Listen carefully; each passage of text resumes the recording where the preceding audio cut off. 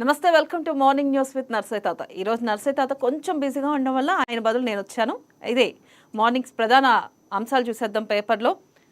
ముఖ్యంగా మనం చూసుకున్నట్టయితే ఈరోజు మొదటి అంశం మహా న్యూస్కి వెళ్ళిపోదాం. మహా పేపర్లో ఫస్ట్ మొదటి అంశం చూసుకుందాం.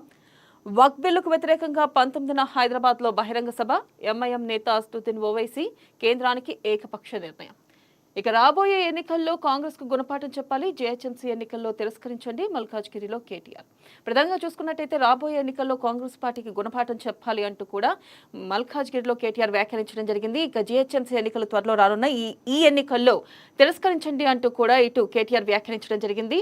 అలాగే చూసుకున్నట్టయితే కనుక ప్రధాన అంశం కనుక మనం చూసుకున్నట్టయితే భూభారతికి శ్రీకారం, నేటి నుంచి ప్రయోగాత్మకంగా అమలు, 3 మండలాల్లో పైలట్ ప్రాజెక్టు మొదలు, రైతులకు అర్థమయ్యే సులభమయ్యే భాషలో పోర్టల్ ఉండాలి, ముఖ్యమంత్రి రేవంత్ రెడ్డి ఆదేశం. ఇక రాష్ట్రంలో భూభారతి పోర్టల్ను తొలుత ఎంపిక చేసిన 3 మండలాల్లో ప్రయోగాత్మకంగా అందుబాటులోకి తీసుకురావాలని ప్రభుత్వం నిర్ణయించింది. ఇక పోర్టల్పై అవగాహన కల్పించేందుకు అన్ని మండలాల్లో సదస్సులు నిర్వహించనున్నారు. అనంతరం రాష్ట్ర వ్యాప్తంగా ఈ సేవలను విస్తరించనున్నారు. పోర్టల్ను సోమవారం ప్రారంభించనున్నారు ముఖ్యమంత్రి రేవంత్ రెడ్డి. అయితే ప్రధానంగా మనం చూసుకున్నట్టయితే మన శనివారం రోజున ముఖ్యమంత్రి నివాసంలో సమీక్ష జరిగింది. ఏదైతే భూభారతి అంశంపై ప్రధానంగా సమీక్ష నిర్వహించారు. ఈ సమీక్షలో భాగంగా మనం చూసుకున్నట్టయితే ఈ రోజు నుంచి భూభారతికి ప్రధానంగా 3 మండలాల్లో ప్రయోగాత్మకంగా అమలు చేయనున్నారు. అంటే పోర్టల్ ఏదైతే ప్రయోగాత్మక పైలట్ ప్రాజెక్ట్ కింద 3 మండలాల్లో అమలు చేయనున్నారో ఆ తర్వాత భూభారతి మొత్తం తెలంగాణ వ్యాప్తంగా అమలు చేయనున్నారు. ఇక్కడ మనం ప్రధానంగా చూడాల్సిన అంశం ఏంటంటే గత ప్రభుత్వంలో ధరణి వల్ల రైతులు కానీ పేదవారు కానీ అనేక ఇబ్బందులు పడ్డారు. కానీ ఇప్పుడు ఈ భూభారతిలో ప్రయోగాత్మకంగా ముందుకెళ్తూ కూడా ఎటువంటి ఇబ్బందులు లేకుండా, అలాగే రైతులకు కానీ ఇటు పేదవారికి కానీ వాళ్ళ భూముల విషయంలో సరైన అవగాహన ఉండేటట్టు. గతంలో కూడా ఒక భూమి ఒకళ్ళ పేరు మీద ఉంటే మరొకళ్ళ పేరు మీద రిజిస్ట్రేషన్ అయి ఉండేది. అయితే రైతులు చాలా మంది అనేక సార్లు ఈ భూ సమస్యలతో బాధపడ్డారు. చాలా మంది కూడా ఎంతో మంది ఆత్మహత్యలు చేసుకోవడం కూడా జరిగింది. కానీ ఈసారి అటువంటి తప్పిదాలు జరగకూడదు. రైతులకి వాళ్ళ భూమి వాళ్ళకి ఉండేలాగా, అలాగే ఆ భూమి ఎవరి పేరు మీద ఉంటుంది. ఎగ్జాంపుల్ నేను చెప్తున్నాను, ఒకవేళ కనుక నా భూమే ఉంది, వేరే వాళ్ళకి రిజిస్ట్రేషన్ చేయాలి. అయితే ఆ రిజిస్ట్రేషన్ ప్రక్రియ కానీ ఒకవేళ నా భూమిని వేరే వాళ్ళ పేరు మీద ఆల్రెడీ రిజిస్ట్రేషన్ అయి ఉంటే కానీ మనం ఇక్కడ రెవెన్యూ అధికారులకు కూడా కంప్లైంట్ చేయొచ్చు. డైరెక్ట్గా రెవెన్యూ అధికారులకు కంప్లైంట్ చేసే విధంగా కూడా భూభారతిని డిజైన్ చేయడం జరిగింది. ఒక రకంగా చెప్పాలంటే కాంగ్రెస్ పార్టీ ఈ విషయంలో చాలా స్పష్టంగా ఒక క్లారిటీతో వెళ్తున్నట్లుగా కూడా తెలుస్తుంది. గతంలో చూసుకున్నట్టయితే చెప్పింది, గత ప్రభుత్వం చూసుకున్నట్టయితే మేము రైతు ప్రభుత్వం, రైతులకు ఎటువంటి హాని జరగకుండా చూసుకుంటాం అంటూ కూడా ఇటు కేసీఆర్ ప్రభుత్వం చెప్పడం జరిగింది. కానీ కాంగ్రెస్ ప్రభుత్వం దీన్ని ఖచ్చితంగా అమలు చేస్తుంది. ధరణిలో ఉన్న అనేక తప్పుల్ని సవరిస్తూ భూభారతిని కూడా ప్రయోగాత్మకంగా ప్రధానంగా 3 మండలాల్లో ప్రవేశపెట్టనుంది. అది కూడా భూమి ఎవరి పేరు మీద ఉంది, ఎవరి పేరు మీద రిజిస్ట్రేషన్ అవుతుంది అనే లావాదేవీల్ని చాలా క్లారిటీతో ముందుకు తీసుకెళ్ళనుంది. అలాగే చూసుకున్నట్టయితే ఎటువంటి అవకతవకలు జరగకుండా ఒకళ్ళ పేరు మీద ఉన్న భూమి, అంటే ఎవరైతే ఓనర్ ఉన్నారో ఓనర్ పేరు మీద కాకుండా మరొకరి పేరు మీద రిజిస్ట్రేషన్ కాకుండా, అలాగే కొంతమంది అంటే ఈ అవకతవకలు ఏమీ జరగకుండా చాలా క్లారిటీగా ఉండేటట్టు కూడా భూభారతిని డిజైన్ చేశారు. అయితే ఈ డిజైన్ మనం చూసుకోవచ్చు, ఈ భూభారతిలో ఎటువంటి తప్పుల తడుకలు లేకుండా కూడా క్లారిటీగా ఉండాలంటూ కూడా ఇటు సీఎం రేవంత్ రెడ్డి ప్రధానంగా ప్రస్తావించడం జరిగింది. అలాగే మనం నెక్స్ట్ కనుక చూసుకున్నట్టయితే ఎస్సీ వర్గీకరణకు రైట్ దశాబ్దాల వర్గీకరణ కళ నెరవేరుస్తున్న రేవంత్ సర్కార్ నేడే జీవో విడుదల. ఇక ముఖ్యమంత్రికి జీవో అందచేయనున్న సబ్ కమిటీ, మంత్రి ఉత్తమ్ సారథ్యంలోని కేబినెట్ సబ్ కమిటీ తుది ఆమోదం. అయితే ఎస్సీ వర్గీకరణ అమలు చేయనున్నారు. అయితే మనం చూసుకోవచ్చు, దశాబ్దాల కళ ఎస్సీ వర్గీకరణ అనేది భారతదేశంలో మొట్టమొదటి రాష్ట్రంగా తెలంగాణ ప్రభుత్వం ముందుకెళ్తుంది. ఈ ఎస్సీ వర్గీకరణకు ఈ రోజు నుంచే తుది మెరుగులు దిద్దనుంది. అయితే మనం చూసుకోవచ్చు, దశాబ్దాల వర్గీకరణ కళ నెరవేరుస్తుంది రేవంత్ సర్కార్. అలాగే ఈ రోజు జీవో విడుదల చేయనుంది. ఆ జీవోలో ఏ అంశాలను పొందుపరచనున్నారు, అయితే ఎస్సీలకు ఎంత మేరకు రిజర్వేషన్లు రానున్నాయి, అయితే మనం ప్రధానంగా చూసుకున్నట్టయితే 15% రిజర్వేషన్లు కల్పించాలని చెప్పి కూడా కోరుకుంటున్నారు. అయితే ఈ 15% రిజర్వేషన్లు ఉంటాయా, అలాగే ఎన్ని సబ్ కులాలు ఉన్నాయి, దాన్ని ఏ విధంగా చేస్తారు అనేది ఈ జీవోలో ప్రధానంగా తెలియనుంది. నెక్స్ట్ కనుక చూసుకున్నట్టయితే అంబేద్కర్ ఆశయాలను బీజేపీ అమలు చేస్తుంది. కాంగ్రెస్ పై నిప్పులు చెరిగిన బండి సంజయ్ కరీంనగర్లో బీజేపీ కార్యకర్తలతో కలిసి బైక్ ర్యాలీ, అంబేద్కర్ విగ్రహాన్ని శుద్ధి చేసిన బండి సంజయ్. ప్రధానంగా చూసుకున్నట్టయితే అణగారిన వర్గాల్లో వెలుగులు నింపడంతో పాటు ప్రపంచంలోనే అతిపెద్ద ప్రజాస్వామ్య దేశంగా ఫలిడవిల్లేలా రాజ్యాంగాన్ని రచించిన భారత అంబేద్కర్ ను అడుగడుగున అవమానించిన నీచమైన చరిత్ర కాంగ్రెస్ పార్టీదని చెప్పి కూడా ఇటు కేంద్ర హోంశాఖ సహాయ మంత్రి బండి సంజయ్ మండిపడ్డారు.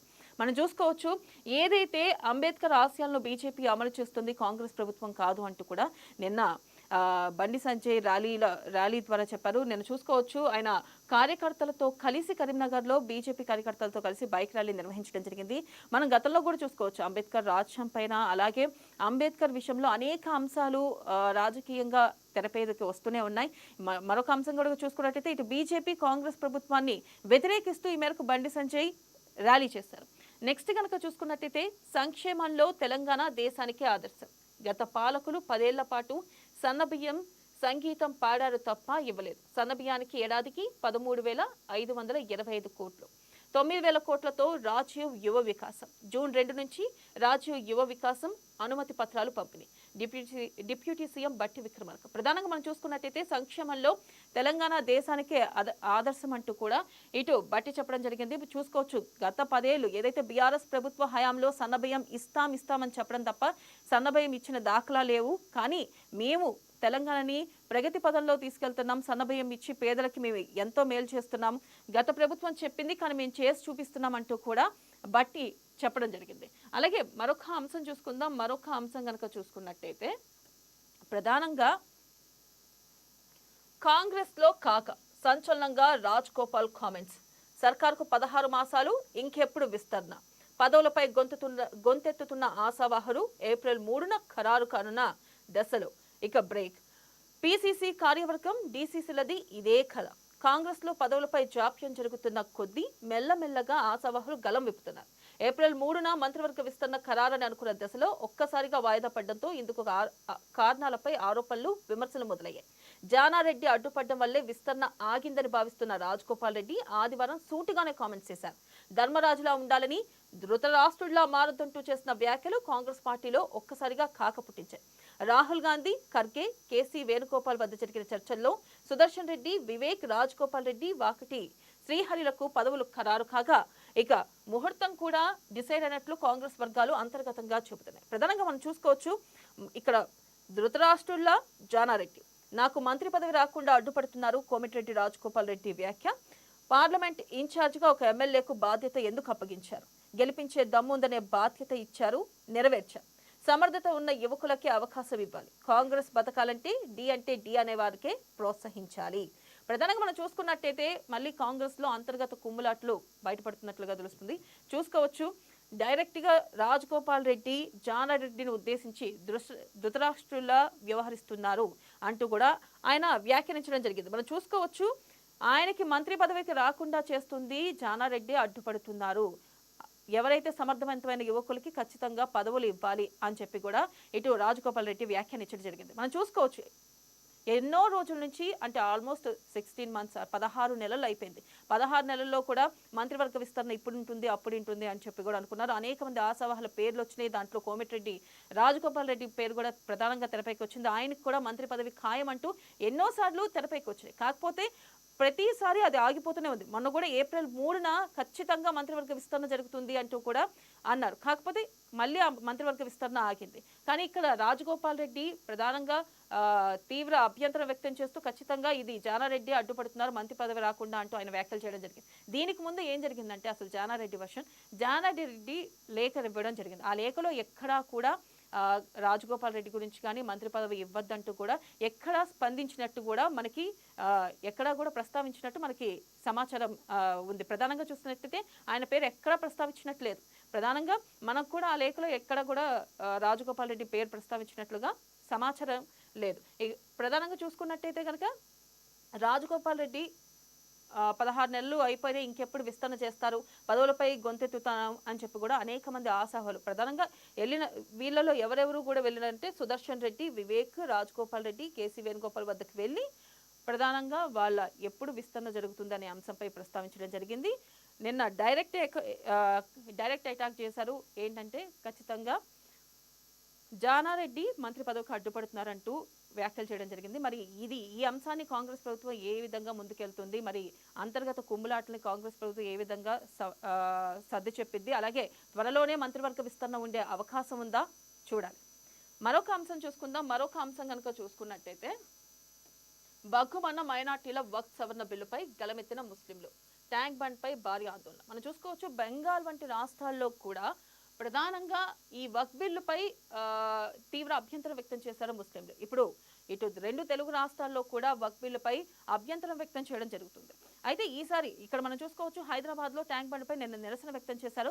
మరి ఈ వక్ఫ్ బిల్ విషయంలో ఏ విధంగా రానున్న రోజుల్లో ఏ విధంగా రాష్ట్రంలో నిరసనలు వెల్లువెత్తుతాయి, అలాగే ఇటు మనం చూసుకున్నట్టయితే ఈ వక్ఫ్ బిల్ పై కూడా 19న బహిరంగ సభ నిర్వహిస్తామంటూ కూడా ఎంఐఎం నేత అసదుద్దీన్ ఓవైసీ కేంద్రానికి కూడా ఏకపక్ష నిర్ణయం అంటూ కూడా ఆయన వ్యాఖ్యానించడం జరిగింది. ఓవైసీ కూడా చెప్పడం జరుగుతుంది ప్రధానంగా ఖచ్చితంగా ఈ నెల 19న హైదరాబాద్ లో బహిరంగ సభ నిర్వహిస్తామంటూ కూడా ముస్లింస్ ని ఉద్దేశించి ఆయన మాట్లాడడం జరిగింది.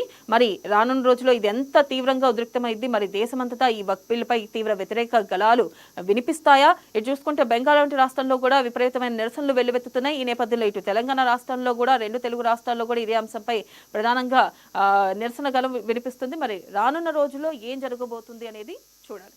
అలాగే మరొక అంశం కనుక చూసుకున్నట్టయితే ఉప ముఖ్యమంత్రి అయిన కొడుకి తండ్రి మార్క్ తో పవన్ ఎమోషనల్ బాండింగ్, సింగపూర్ నుండి హైదరాబాద్ కు రాక. ప్రధానంగా చూసుకున్నట్టయితే ఏదైతే మొన్న మార్క్ కి స్కూల్లో పవన్ కొడుకు ఎవరైతే ఉన్నారో తను స్కూల్లో ఉండగా అగ్ని ప్రమాదం జరిగింది. ఇప్పుడు మార్క్ బాగానే ఉన్నారు.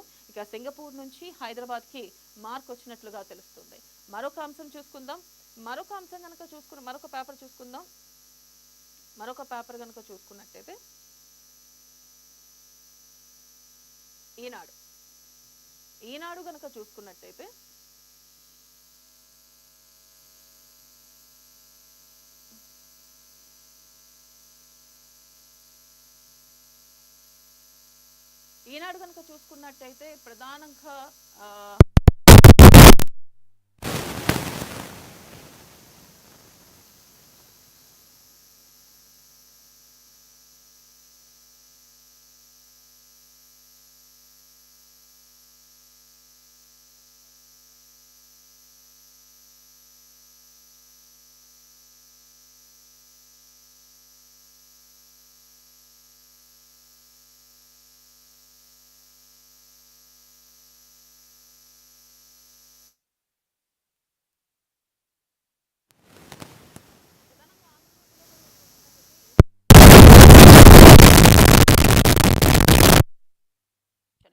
గ్రూప్ 1కు 1%, గ్రూప్ 2కు 9%, గ్రూప్ 3కి 5% వర్తింపు.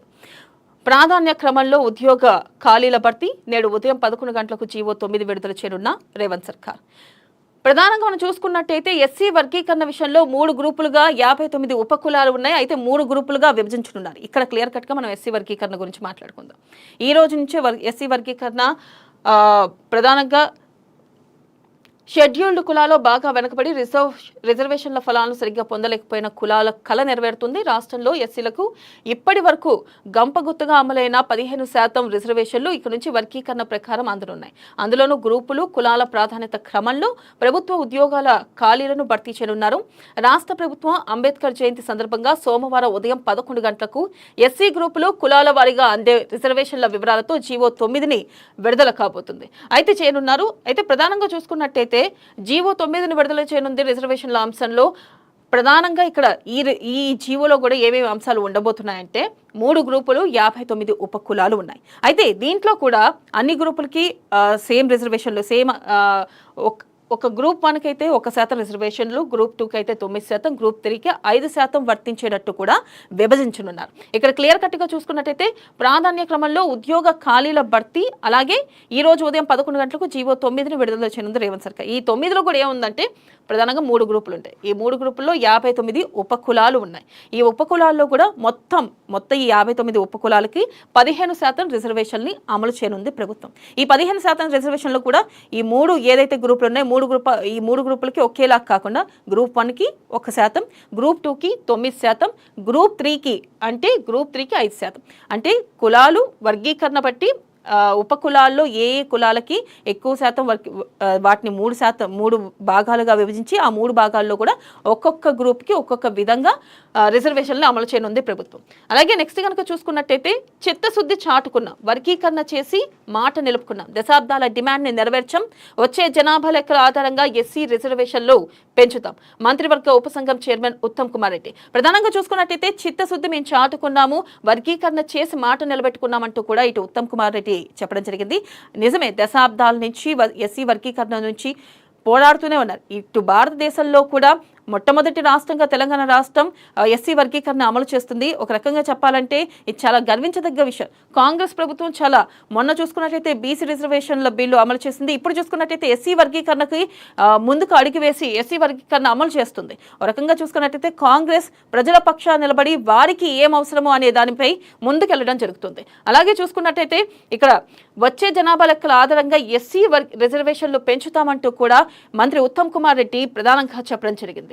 అలాగే చూసుకున్నట్టయితే నెక్స్ట్ ఏకకాలంలో 1 కోటి మంది బ్రౌజ్ చేసిన సవ్యంగా పనిచేసేలా సర్వర్, రంగుల్లో అక్షరాలు, పంటలకు ఆకుపచ్చ, సాగునీటికి నీలం రంగులతో లోగోలో తెలంగాణ తల్లి విగ్రహానికి చోటు, సైబర్ దాడులపై అప్రమత్తంగా ఉండాలి, అధికారులతో సమీక్షలో సీఎం రేవంత్ రెడ్డి, నేడు అన్ని జిల్లాల కలెక్టర్లతో సీఎం భేటీ, నేడే ఆవిష్కరణ, నాగార్జున సాగర్ తిరుమలగిరి కీసర్లో పైలట్ ప్రాజెక్ట్, ఇక 566 రైతు వేదికల ద్వారా ప్రత్యక్ష ప్రసారం. ప్రధానంగా చూసుకున్నట్టయితే భూభారతి వెబ్సైట్ను తెలుగు, ఆంగ్లం, ఉర్దూ భాషల్లో అభివృద్ధి చేయాలని ఇటు ముఖ్యమంత్రి రేవంత్ రెడ్డి అధికారులను ఆదేశించారు. పోర్టల్లో వాడే భాషకు సంబంధించిన ఫాంట్ అందరికీ అర్థమయ్యేలా ఆకర్షణీయమైన రంగుల్లో ఉండాలని సూచించారు. ధరణి స్థానంలో తీసుకురానున్న భూభారతి చట్టం, పోర్టల్, లోగో విషయాల్లో వరుస సమావేశాలు నిర్వహిస్తున్న సీఎం శని, ఆదివారాల్లో జరిగిన సమీక్షల సందర్భంగా కీలక సూచనలు చేశారు. ప్రధానంగా మనం చూసుకోవచ్చు, ఏదైతే సీఎం రేవంత్ రెడ్డి కూడా క్లారిటీగా ఖచ్చితంగా ఏదైతే ఏకకాలంలో 1 కోటి మంది బ్రౌజ్ చేసినా పని చేయాలి అని చెప్పి భూభారతి విషయంలో ప్రధానంగా ఇటు అధికారులకి ఆదేశించడం జరిగింది. అలాగే అర్థమయ్యే భాషలో ఇటు రైతులకి చాలా క్లారిటీగా క్లియర్గా అర్థమయ్యే భాషలో భూభారతిని డిజైన్ చేయాలంటూ కూడా భూభారతిని అమలు చేయాలంటూ కూడా రేవంత్ రెడ్డి ప్రధానంగా అధికారులు ఆదేశించడం జరిగింది. ఈ వెబ్సైట్లో కూడా 3 భాషల్లో పొందుపరిచింది, తెలుగు, ఆంగ్లం అలాగే ఉర్దూ భాషల్లో ఈ వెబ్సైట్ని పొందుపరిచింది. ఇక్కడ ప్రధానంగా మనం చూసుకోవాల్సింది ఏంటంటే ఆ ఫాంట్ ఏదైతే భూభారతిలో ఫాంట్ మన వివరాలు కానీ ఏదైతే భూమి ఎవరి పేరు మీద ఉంది, ఎవరి పేరు మీద రిజిస్ట్రేషన్ చేస్తున్నాం, ప్రతి అంశం కూడా క్లియర్గా ఫాంట్ రంగులతో అర్థమయ్యేలాగా చాలా సింపుల్ లాంగ్వేజ్లో ఉండేటట్టుగా కూడా చూడాలని చెప్పి కూడా ఇటు ముఖ్యమంత్రి రేవంత్ రెడ్డి ఆదేశించారు. దీన్ని బట్టి మనకు చూసుకోవచ్చు, రేవంత్ రెడ్డి ప్రజల విషయంలో కానీ రైతుల విషయంలోనే కానీ ప్రధానంగా రైతులు భూములు గత ప్రభుత్వంలో రైతుల భూములు చాలా వరకు ఒకరి పేరు మీద నుంచి ఒకరి పేరు మీదకి రైతు పేరు మీద ఉందని అనుకునేవాళ్ళు, కానీ రైతు పేరు మీద కాకుండా మరొకరి పేరు మీద అది రిజిస్ట్రేషన్ అయి ఉండేది. అట్లాంటి తప్పులు అవకతవకలు జరగకుండా భూభారతి చాలా క్లియర్గా ఉండాలి అంటూ కూడా ఇటు రేవంత్ రెడ్డి అధికారులను ఆదేశించడం జరిగింది. ఆ దిశగానే అధికారులు కూడా వెళ్తున్నారు. మనం చూసుకోవచ్చు, ప్రధానంగా 3 మండలాల్లో ఈరోజు ఆవిష్కరణ జరగబోతుంది. ఆ మండలాలు ఏంటంటే నాగార్జున సాగర్, తిరుమలగిరి అలాగే కీసర్లో మొదటిగా పైలట్ ప్రాజెక్ట్ కింద 3 మండలాల్లో అమలు చేయనున్నారు. ఆ తర్వాత చూసుకున్నట్టయితే గనక ఈ 3 మండలాల్లో కూడా 566 రైతు వేదికల ద్వారా ప్రత్యక్ష ప్రసారం చేయనున్నారు. అంటే ఈ 3 మండలాల్లో ఇక్కడ ప్రధానంగా ఫస్ట్ పైలట్ ప్రాజెక్ట్ స్టార్ట్ చేసి మిగతా తెలంగాణ వ్యాప్తంగా కూడా అన్ని జిల్లాలకు కూడా ఈ భూభారతి అనేది నెక్స్ట్ విస్తరించనుంది. అయితే మొదటగా ఈ 3 మండలాల్లో ఎవరి పేరు మీద ఉన్నాయి, అలాగే ఏమైనా తప్పులు ఉన్నాయా, ఎలా పనిచేస్తుంది, రైతులు ఈ విషయంలో అవగాహన వాళ్ళకి అర్థమవుతుందా, ఇంకేమైనా ఉంటాయా అని చెప్పి కూడా మొదటిగా మూడు నాగార్జున సాగర్ కానీ తిరుమలగిరి కానీ కీసర్లో కానీ మొదటిగా పైలట్ ప్రాజెక్ట్ ప్రారంభించడం జరిగింది. అలాగే నెక్స్ట్ కనుక చూసుకున్నట్టయితే జూన్ 2 నుంచి రాష్ట్రమంతా భూభారతి, ప్రజా ప్రయోజనాలను కాపాడేందుకు కొత్త చట్టం, మేలో గ్రామ పాలనా అధికారుల నియామకం, భూభారతిపై గందరగోళం సృష్టిస్తే చర్యలు, వచ్చే అసెంబ్లీ ఎన్నికలకు ఇదే రెఫరెండం, ధరణితో కొల్లగొట్టిన భూములపై త్వరలో ఆడిట్, మీడియాతో ఇష్టాగోష్ఠిలో పొంగులేటి. ప్రధానంగా దీన్ని భూభారతిని ఉద్దేశించి కూడా పొంగులేటి చెప్పడం జరిగింది. అయితే మనం చూసుకోవచ్చు, ప్రజా ప్రయోజనాలను కాపాడేందుకు కొత్త చట్టం, అలాగే మేలో గ్రామ పాలనా అధికారుల నియామకం కూడా ఉంటుంది అంటూ కూడా భూభారతిపై గందరగోళం సృష్టిస్తే చర్యలు తీసుకుంటామంటూ కూడా పొంగులేటి చెప్పడం జరిగింది. అయితే భూభారతి జూన్ 2 నుంచి మాత్రం రాష్ట్రం అంతా కూడా భూభారతి అమలు చేస్తామంటూ కూడా రెవెన్యూ శాఖ మంత్రి పొంగులేటి ప్రధానంగా చెప్పడం జరిగింది. అలాగే నెక్స్ట్ అంశం కనుక చూసుకున్నట్టయితే భారత్ అమ్ముల పొదిలో లేజర్ అస్త్రం, లేజర్ పుంజాలతో డ్రోన్ల విధ్వంసక వ్యవస్థ, దేశంలో తొలిసారి అత్యంత అధునాతన డైరెక్టర్ ఎనర్జీ వెపన్ MK2 ప్రయోగం, కర్నూలులో పరీక్షలు నిర్వహించిన DRDO 30 కిలోవాట్ లేజర్ సామర్థ్యంతో విధ్వంసం, నిఘా సెన్సార్లకు అడ్డుకట్ట, తొలి ప్రయోగం సక్సెస్, DEW దేశాల నిరసన భారత్, ఇక ఇదో గేమ్ చేంజర్ అంటూ DRDO. ప్రధానంగా చూసుకున్నట్టయితే భారత్ అమలు పొదిలో లేజర్ అస్త్రం మరొకటి ఉన్నట్లుగా కూడా తెలుస్తుంది, మరొకటి పొందుపరుస్తున్నట్లుగా కూడా తెలుస్తుంది. లేజర్ పుంజాలతో డ్రోన్ల విధ్వంసక వ్యవస్థను కూడా తొలిసారిగా దేశంలో అత్యంత అధునాతన డైరెక్టెడ్ ఎనర్జీ వెపన్ కూడా MK2A ప్రయోగం చేయనట్లుగా తెలుస్తుంది. నెక్స్ట్ కనుక చూసుకున్నట్టయితే గచ్చిబౌలిపై ఏం చేద్దాం, ఢిల్లీలో సీఎం శాంతికుమారి సమాలోచనలు, న్యాయవాదుల బృందంతో సుదీర్ఘ భేటీ, 16న సుప్రీంకు సమర్పించాల్సిన నివేదిక, అమికస్ క్యూరీ అడిగిన ప్రశ్నలపై చర్చలు, గచ్చిబౌలి భూములపై సుప్రీంకోర్టులో Be the Change Welfare Society petition. ప్రధానంగా చూసుకోవచ్చు గచ్చిబౌలి విషయంలో గత కొంతకాలంగా వివాదం నెలకొంది. ఇప్పుడు ప్రస్తుతం స్టే ఇవ్వడం వల్ల సుప్రీంకోర్టు గచ్చిబౌలిలో ఇంతవరకు చెట్లు నరకడం కానీ అన్ని ఆపేశారు. దానిపై ప్రధానంగా చర్చ జరుగుతుంది. దీంట్లో కూడా అసలు ఏం చేయాలి అని కూడా ఇటు ఢిల్లీలో సీఎస్ శాంతికుమారి న్యాయవాదుల బృందంతో సుదీర్ఘ భేటీ నిర్వహించారు. అయితే దీనిలో సమాలోచనలు కూడా చేస్తున్నారు.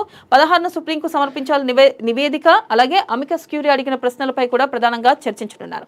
అలాగే నెక్స్ట్ కనుక చూసుకున్నట్టయితే జానారెడ్డిది ధృతరాక్షుడి పాత్ర, నాకు మంత్రి పదవి రాకుండా అడ్డుపడుతున్నారు, జానా లేఖతోనే మంత్రివర్గ విస్తరణ ఆలస్యం, నేను అర్హుడిని అనుకుంటేనే మంత్రి పదవి ఇవ్వాలి, రిజర్వేషన్ కోటాలో కాదు, మాటిచ్చారని కాదు, అధిష్టానం ఇస్తానంటేనే కొందరికి చెమటలు పడుతున్నాయి, పదవి కోసం అడుక్కునే స్థితిలో లేరు, అన్నదమ్ములిద్దరికీ మంత్రి పదవులు ఇస్తే తప్ప నాకే ఇలా జరుగుతుంటే బాధ అనిపిస్తుంది కోమటిరెడ్డి రాజగోపాల్ రెడ్డి. ప్రధానంగా జానారెడ్డిని ఉద్దేశించి ఇటు రాజగోపాల్ రెడ్డి కీలక వ్యాఖ్యలు చేయడం జరిగింది. ధృతరాక్షుడి పాత్ర వ్యవహరిస్తున్నారంటూ కూడా ఇటు జానారెడ్డి ఉద్దేశించి ఆయన మాట్లాడడం జరిగింది. మనం చూసుకోవచ్చు ఇక్కడ నాకు మంత్రి పదవి రాకుండా అడ్డుపడుతున్నారు, జానా లేఖతోనే మంత్రివర్గ విస్తరణ ఆలస్యం అవుతుంది. మీకు చెప్పినట్టు కూడా మనం చూసుకున్నట్టయితే కూడా ఇందాక మాట్లాడుకున్న జానారెడ్డి లేఖ రాశారు ప్రభుత్వానికి. ఆ లేఖలో ప్రధానంగా ఎక్కడా కూడా మనకందిన సమాచారం ప్రకారం అయితే ఎక్కడా కూడా ఇటు కోమటిరెడ్డి రాజగోపాల్ రెడ్డి పేరు ప్రస్తావించినట్లుగా లేదు. కానీ ఇక్కడ చూసుకున్నట్టయితే కోమటిరెడ్డి రాజగోపాల్ రెడ్డి డైరెక్ట్ యాక్ట్ కింద ఆయన గురించి మాట్లాడడం జరిగింది. నేను అర్హుడినంటేనే మంత్రి పదవి ఇవ్వాలి, లేకుంటే ఇవ్వకండి, రిజర్వేషన్ కోటాలో కానీ లేకపోతే మాటిచ్చారు కదా అంటూ కూడా నాకు ఇవ్వద్దు, నేను అర్హుడిని అనుకుంటేనే ఇవ్వండి మంత్రి పదవి అంటూ కూడా రాజగోపాల్ రెడ్డి హాట్ కామెంట్స్ చేశారు. అలాగే చూసుకోవచ్చు అధిష్టానం ఇస్తానంటే కొందరికి చెమట్లు పడుతున్నాయని కూడా, పదవి కోసం అడుక్కునే స్థితిలో నేను లేనంటూ కూడా, అన్నదమ్ములకి ఇద్దరికి ఇస్తే తప్పేంటి, సమర్థవంతులకి అన్నదమ్ములైతే తప్పేంటి అంటూ కూడా ఆయన ప్రశ్నించడం జరిగింది. అయితే ఇక్కడ చూసుకోవచ్చు కాంగ్రెస్లో అంతర్గత కుమ్ములాట్లు విభేదాలు మళ్ళీ తెర మీదకి వస్తున్నాయి. మరి దీన్ని రేవంత్ రెడ్డి సర్కార్ ఏ విధంగా ముందుకు తీసుకెళ్తుంది, ఈ విషయంలో సమాలోచనలు చేస్తుందా, వారు ఈ విషయాన్ని ఎంతవరకు మంత్రివర్గ విస్తరణ త్వరలోనే చేపట్టనున్నారా, మరి ఒకవేళ మంత్రివర్గ విస్తరణ చేపడితే మనం చూసుకోవచ్చు గత కొంతకాలంగా కూడా ఇటు రాజగోపాల్ రెడ్డి పేరు వినపడుతుంది. మరి రాజగోపాల్ రెడ్డికి చోటు దక్కే అవకాశం ఉందా, ఈ కుమ్మలాటిని కాంగ్రెస్ ప్రభుత్వం ఏ విధంగా సమస్యపోయేలా చేస్తుంది చూడాలి. అయితే నెక్స్ట్ కనుక చూసుకున్నట్టయితే యువ వికాసానికి సర్వర్ బిజీ సమస్య, దరఖాస్తుల సమర్పణలో ఇబ్బందులు, 3 రోజులుగా సర్వర్ బిజీ, అర్ధరాత్రి కూడా అదే పరిస్థితి, పథకం దరఖాస్తుకు నేటితో గడువు పూర్తి, ఇప్పటికే 16 లక్షల పైగా దరఖాస్తులు, మరో వారం గడువు ఇవ్వాలని డిమాండ్. ప్రధానంగా యువ వికాసానికి సర్వర్ బిజీ సమస్య వస్తుందని, దరఖాస్తుల సమర్పణలో ఇబ్బందులు ఉన్నాయంటూ కూడా 3 రోజులుగా సర్వర్ బిజీ రావడం కూడా, అర్ధరాత్రి కూడా ఇదే పరిస్థితి అంటూ కూడా ప్రస్తావించడం జరిగింది. ఏదైతే యువ వికాసం పథకానికి కూడా చాలా మంది ఈ రోజే గడువు పూర్తి కానుంది, మరి ఇప్పటికే 16 లక్షలకు పైగా దరఖాస్తులు చేసుకున్నా, మరి మరొక వారం గడువు ఇవ్వాలని కూడా ప్రధానంగా డిమాండ్ వినిపిస్తుంది. గడువు వద్దు, బిల్లుల ఆమోదం కోసం రాష్ట్రపతి గవర్నర్లకు సమయం నిర్దేశించడాన్ని పునర్పరిశీలించాలి, సుప్రీంలో రివ్యూ పిటిషన్ వేయనున్న కేంద్రం లేవనెత్తిన పలు అంశాలను కోర్టు పరిగణలోకి తీసుకోలేదంటున్న అధికారులు, సాంకేతికంగా రద్దయిన బిల్లులకు ఈ తీర్పు ప్రాణం పోసేలా ఉందని వెల్లడి. అలాగే ప్రధానంగా చూసుకున్నట్టయితే గడువు వద్దు, బిల్లుల ఆమోదం కోసం ఇటు రాష్ట్రపతి గవర్నర్లకు సమయం నిర్దేశించడాన్ని పునర్పరిశీలించాలంటూ కూడా సుప్రీంకోర్టులో రివ్యూ పిటిషన్ చేయనుంది కేంద్రం. అలాగే నెక్స్ట్ కనుక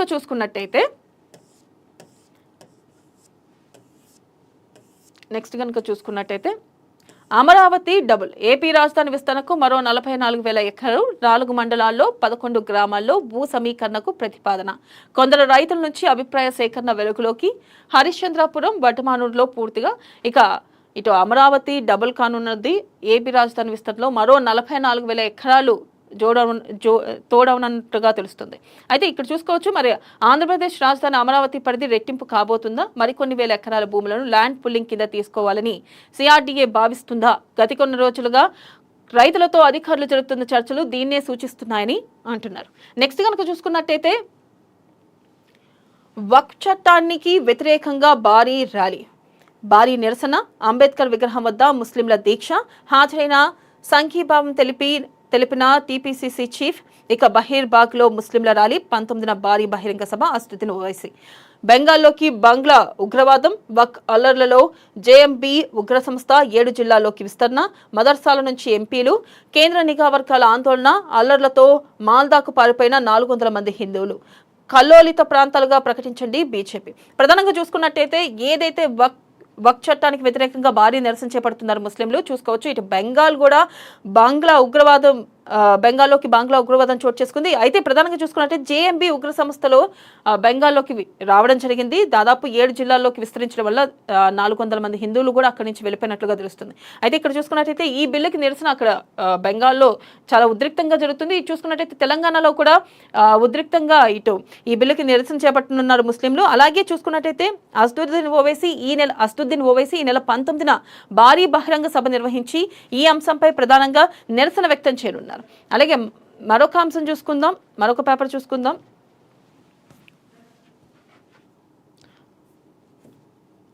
మరో పేపర్ కనుక చూసుకున్నట్టయితే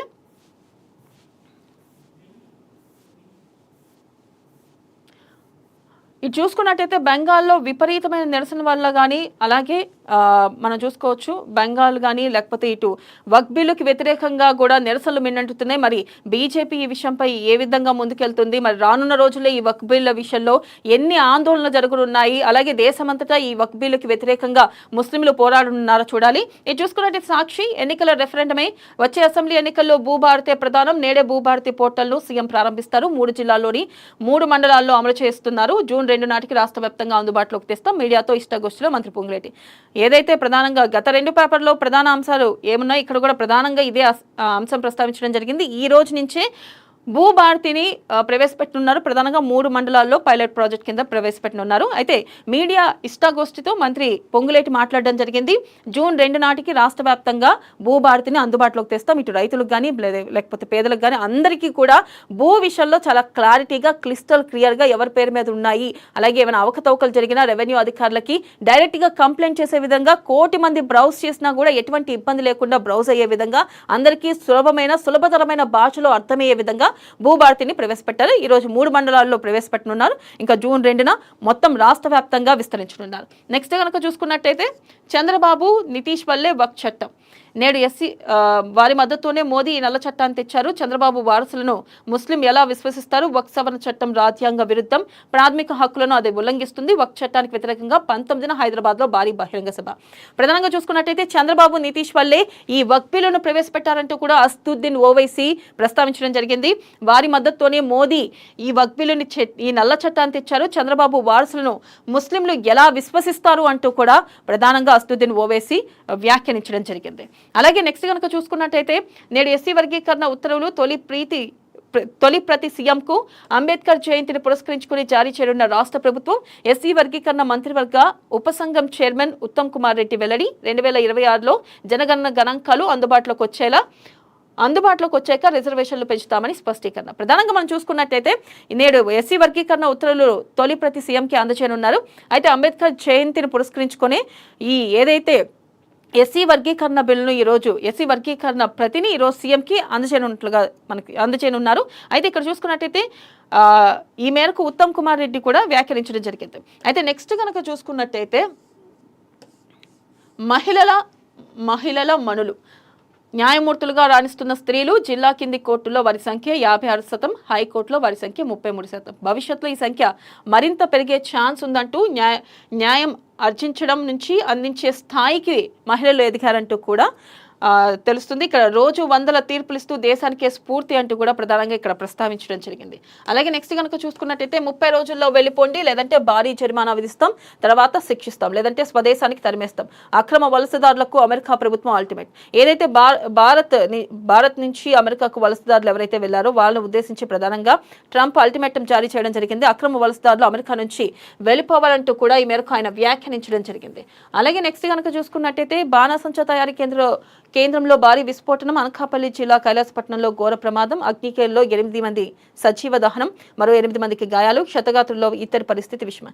ఏదైతే నిన్న బాణాసంచి తయారీ కేంద్రంలో భారీ విస్ఫోటనం జరిగింది. ఇక అనకాపల్లి జిల్లా కైలాసపట్నంలో ఘోర ప్రమాదం వల్ల దాదాపుగా 8 మంది చనిపోయారు.